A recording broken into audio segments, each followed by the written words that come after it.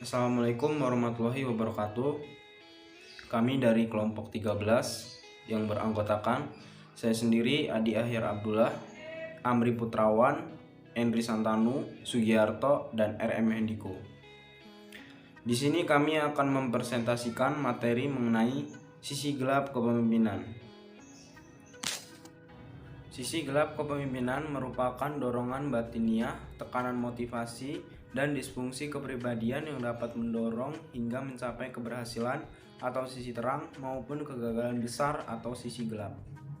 Sisi gelap seringkali ditandai keberadaannya oleh setiap perilaku yang menguasai diri seorang pemimpin dan setiap motivasi yang mendorong secara tidak terkendali. Kebanyakan penelitian tentang kepemimpinan menekankan sisi positif kepemimpinan, di mana kepemimpinan adalah salah satu aspek dalam transformasi mengikut sertakan hampir semua nilai moral dalam bertugas. Tetapi cara pandang seperti itu terlihat seolah menyimpangkan sisi gelap dari kepemimpinan. Sisi di mana pemimpin memiliki kekuasaan yang menyertai perannya. Pada sisi inilah perkembangan sifat-sifat seperti besar kepala, merasa berhak menerima atau melakukan sesuatu, sifat narastik, perilaku menipu diri sendiri atau melawan hati nurani, dan penyalahgunaan kekuasaan. Dalam psikologi kepemimpinan, kombinasi dari kepribadian neurotik dan kekuasaan bahkan bisa dikatakan hampir selalu membawa kehancuran sosial dan bisnis. Yang selanjutnya, sifat sisi gelap kepemimpinan. Yang pertama, keinginan penerimaan oleh pemimpin menghambat kritik dari pengikut dan menciptakan pengikut ABS. Yang kedua, pemujaan oleh pengikut menciptakan khayalan akan tidak dapat berbuat kesalahan. Yang ketiga, keyakinan dan optimisme berlebihan membutakan pemimpin dan bahaya nyata. Yang keempat, mereka sering mencampur adukan batas-batas kepentingan pribadi dan kepentingan organisasi. Dan yang terakhir, perilaku impulsif yang tidak konvensional juga menciptakan musuh.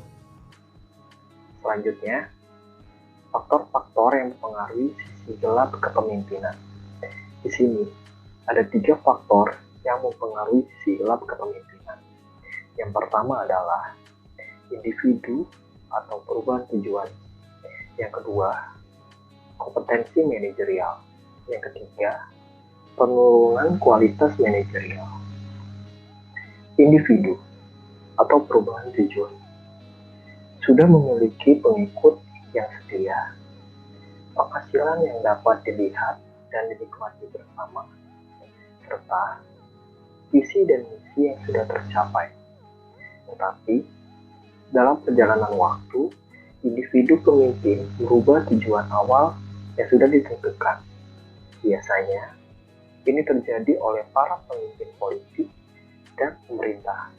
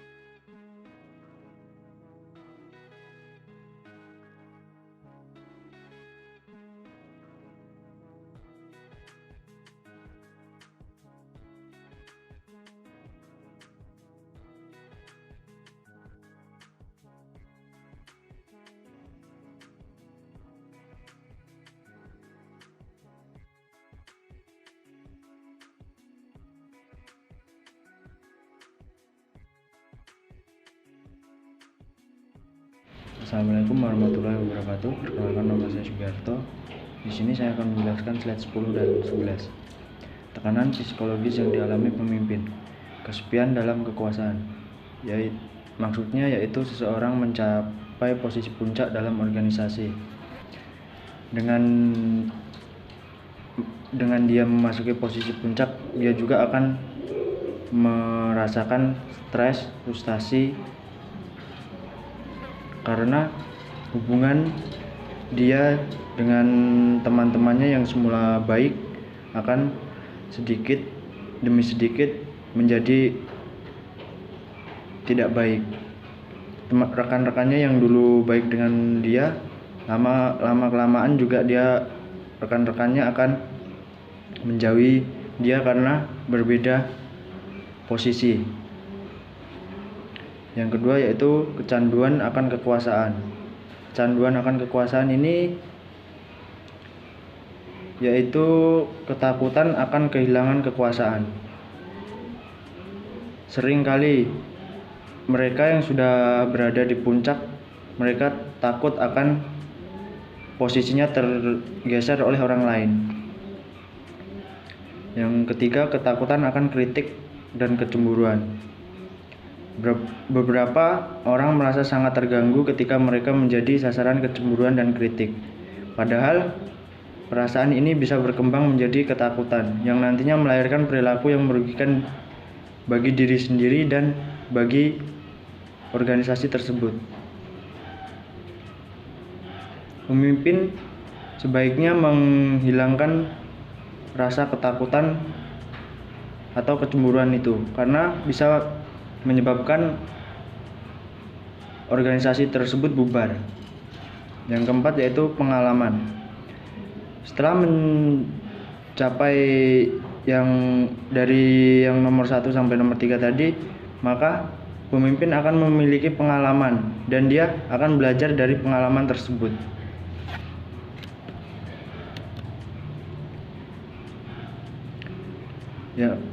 Yang selanjutnya, tekanan kinerja yang dialami pemimpin. Yang pertama, tim tidak dapat bekerja sama.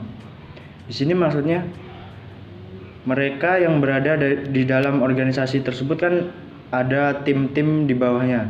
Nah, tim tersebut tidak bisa bekerja sama satu sama lain. Jadi mereka bekerja sendiri-sendiri. Dan itu merugikan bagi perusahaan. Selanjutnya yaitu jarang atau bahkan tidak pernah ada ide baru yang muncul. Di sini maksudnya mereka yang ada di dalam tim-tim tadi tidak bisa membuat ide-ide baru untuk memajukan organisasi tersebut. Tim hanya menjalani rutinitas tanpa bekerja dengan sepenuh hati. Maksudnya mereka tidak bekerja dengan hati, tetapi mereka bekerja karena hanya tuntutan saja. Mereka sudah tidak memiliki hasrat untuk memajukan organisasi tersebut. Hasil selalu tidak memenuhi ekspektasi.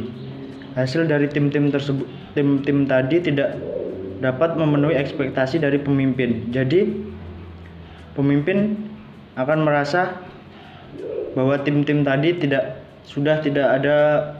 berguna bagi organisasi tersebut.